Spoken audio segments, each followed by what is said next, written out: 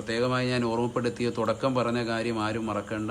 സലാമൻ കൗലം മിർ റബ്ബിർ റഹീം. യാസീൻ എന്ന് പറയുന്നത് ചെറിയ കാര്യമല്ല സഹോദരങ്ങൾ.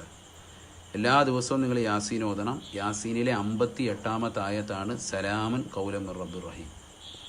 റഹ്മാനായ റബ്ബിൽ നിന്നാണ് സർവ്വവിധ സംരക്ഷണവും എന്നർത്ഥം വരുന്ന ഈ ആയത്ത് തീർച്ചയായിട്ടും നിങ്ങൾ 100 പ്രാവശ്യം യാസീൻ ഓതി തുടക്കം മുതൽ ഓതി സലാമും കൗലം മിർ റബ്ബിർ റഹീം എന്നുള്ള 58-ാമത്തെ ആയത്ത് എത്തുമ്പോഴേക്കും ഖുർആൻ ഒന്ന് അടച്ച് മാറ്റി വെച്ചുകൊണ്ട് ഒരു തസ്ബീഹ് പിടിച്ചിട്ടോ അല്ലെങ്കിൽ കൈവരലുകൾ കൊണ്ടോ 100 പ്രാവശ്യം സലാമൻ കൗലം മിർ റബ്ബിർ റഹീം, സലാമൻ കൗലം മിർ റബ്ബിർ റഹീം, സലാമൻ കൗലം മിർ റബ്ബിർ റഹീം എന്നിങ്ങനെ ആവർത്തിക്കുക 100 പ്രാവശ്യം.